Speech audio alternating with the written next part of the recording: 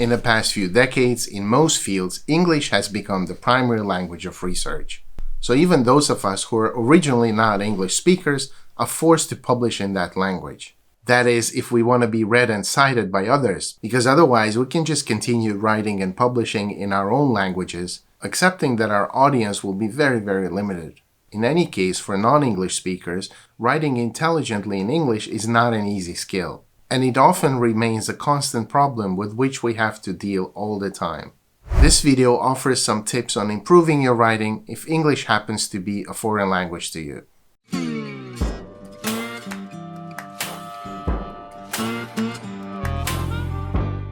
And please hit the subscribe and like buttons to help the channel and to be notified when new videos come online.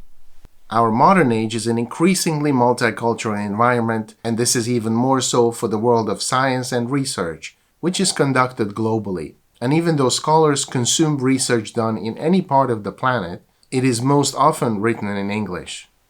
Of course, this also depends on your particular field. So if you're studying Romance languages, it is only natural that much of the research will be done in one of these languages. So you're going to be reading French, Italian, Spanish articles, but at the same time, there will also be a large chunk of the research conducted in English, which functions as a lingua franca within the field and also for academia in general. You could say that English is the new Latin of the world, or if you're looking at it from the perspective of East Asia, then it would be the new literary Chinese of the world. And I am, of course, very conscious of the fact that I'm talking about this in English in my office in Cambridge, even though I'm originally not an English speaker either. But maybe that makes my perspective authentic and useful. For many academics who did not do their graduate studies in an English-speaking country, publishing in English remains a struggle. Whatever you write needs to be edited by others. And sometimes your articles may be rejected with some unpleasant comments about their English. So I thought I would offer some tips on how to combat this problem, how you could improve your situation. Tip number 1 is read more. Reading books and academic articles is one of the most important ways to develop your own writing skills. You need to establish the habit of reading English language publications on a regular basis. So you don't just read a couple of articles here and there, you get into the habit of reading them every single day. Instead of browsing social media during the downtime between larger tasks, make it a rule to read a book review or a couple of pages from an article. And prepare this in advance so when the time comes, you don't have to be looking for useful things to read. Tip number 2 is read with the eye of a writer. This point is also very important because reading often becomes a passive activity, and we do not really pay attention to how the author expresses certain ideas. But if you start paying attention to these technical details, then you inevitably start thinking about them when you're writing yourself. And this kind of deliberate practice is really what brings results.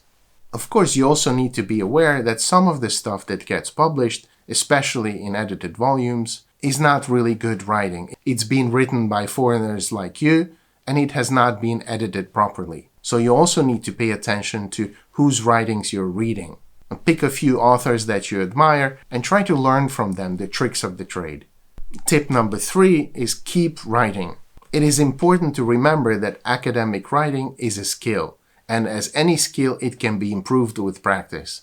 So you need to practice the skill, which means that you need to keep writing. Again, make this a habit, so you don't just write when you really need to, but you write every day. Many foreigners lack confidence when writing in English, which is totally understandable because this is not their native language. But because of this, they avoid writing like the plague, and only write when it's absolutely necessary, and sometimes not even then. But it's important to go beyond this fear and lack of confidence and keep writing, because that is really the only way to improve. What you write in English will be better after you've written 1,000 pages than when you had only written 100. Tip number 4, get feedback.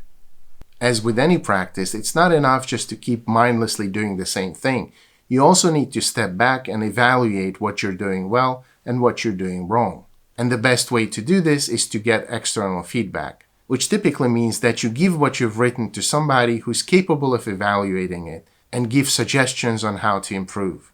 And the point in this case is not to have them improve your article, but to correct your writing and tell you what the common mistakes are. Are there any patterns you could correct? Because ultimately the goal is not to make this article better, but to improve your skills. So when you write another article, it will be that much better. When doing this, you have to put your ego on the side and accept that you're in learning mode. And so you need to pay attention to critical remarks and not respond to them emotionally. You should not take them as a measure of who you are, saying, "Oh, I'm so stupid, I will never get this right," but rather as a guidance on how to push yourself beyond the level where you're at the moment. If somebody reads your draft and says it's fine, that's not very useful because you need some sort of feedback to work with. But then there is another side to this when somebody comes along and corrects everything you've written, effectively overriding your style with theirs. And that's not very useful either. So you need to find someone between these two extremes. And that's the most useful kind of feedback. Point number 5, use digital tools. There is an increasing number of tools that can help you with the technical side of writing, and it makes sense to make use of these. The most obvious of these is, of course, Word's spell checker, which is an extremely useful tool many people ignore. Yes, it can be tedious to use it on an academic paper that has hundreds of foreign terms and names, because you have to step through these one by one, but it is still worth going through this process because you will catch a few mistakes. As a basic rule, you should never turn in a paper without having run it through a spell checker. The same for grammar check, which needs even more monitoring because its rules can be very rigid and you may need to decide in each case whether you want to follow the rule or ignore it. But if you get used to it and tweak the settings to your liking, then this tool can be extremely useful. In general, even if you overrule most of the things flagged up by the grammar checker, you might still find something you want to correct, and that means that it was worth running the program. Also, by engaging with your own writing in this very technical way, you get into the habit of paying more attention to these issues even while you're writing. Tip number 6 is use an editor. This is, of course, the easiest way to improve your writing. Namely, you give it to someone who can edit it to improve the sentences and fix grammatical problems. And if a sentence here and there is truly incomprehensible, then this person can get in touch with you and clear up the problem. So this method is easy and provides an immediate solution, but is unsustainable in the long run, because it usually costs money or favors, and you're relying on someone who may not be available when you most need them. And most importantly, you don't really learn from this. This is a process that usually happens without your involvement, and the aim is to make your paper publishable rather than to improve your writing skills. So what you should always be aiming for in the long run is to improve your writing skills. It is like the famous saying that to really help people, don't give them a fish, but teach them how to fish themselves. So you should not pay people to improve your articles, but pay them to improve your skills. And tip number 7 is embrace who you are. Even if you're an academic who uses English on a daily basis, if you did not grow up speaking English, this language will always remain a foreign language to you.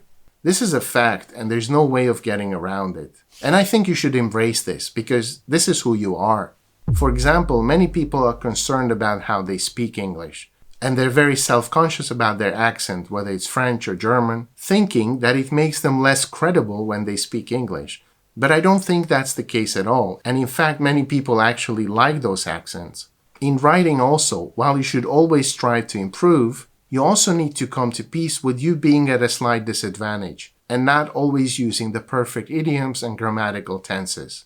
And if you look at the cutting edge of any field, even among the scholars who publish in English, many of them will not be English speakers.